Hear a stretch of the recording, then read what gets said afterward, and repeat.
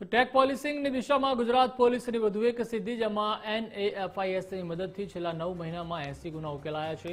ટેકનોલોજીના ઉપયોગથી ગુના જલ્દી ઉકેલાશે તેવું ડીજીપીએ જણાવ્યું હતું.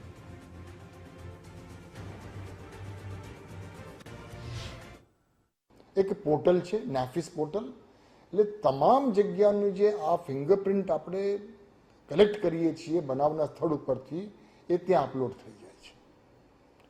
ગુજરાતના પણ થાય, તામિલનાડુના પણ થાય, યુપીને પણ થાય અને આસામનો પણ થાય, દરેક જગ્યા થાય. એટલે આજે આશરે 1.25 કરોડ જેવા ડેટા નાફિસમાં છે. એમાં આશરે 21 લાખ ગુજરાત રાજ્યના પણ છે. હવે આ નાફિસથી ફાયદો શું? દાખલા તરીકે ગુજરાતના કોઈ પણ એક જિલ્લામાં કોઈ બનાવ બને, ઘરફોડ ચોરીનો બનાવ બની જાય, પોલીસ ત્યાં જાય, FSL ત્યાં જાય, એને ત્યાં ફિંગરપ્રિન્ટ મળી જાય, એટલે એ ફિંગરપ્રિન્ટ એ અપલોડ કરે નાફિસના પોર્ટલ ઉપર. હવે જ્યારે નાફિસના પોર્ટલ ઉપર અપલોડ થાય તો અગાઉ જે અપલોડ થયેલા ફિંગરપ્રિન્ટ્સ છે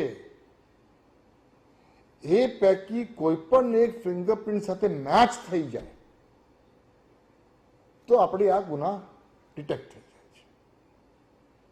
ગુનાઓ બન્યા હોય ગુજરાતમાં, આરોપી હોય મહારાષ્ટ્રના અથવા MPના અથવા દિલ્હીના, ચોરી કરીને ભાગી ગયા હોય પાછા, પણ ફિંગરપ્રિન્ટ અહીંયા રહી ગયા, એટલે ફિંગરપ્રિન્ટ ઉપરથી આપણે ડિટેક્ટ કરીએ છીએ. ફક્ત ચાલુ વર્ષમાં ગુજરાત રાજ્યમાં આશરે 80થી વધુ ગુનાઓ આ ફિંગરપ્રિન્ટના માધ્યમથી, નાફિસના માધ્યમથી ડિટેક્ટ કરવામાં આપણને સફળતા મળી છે.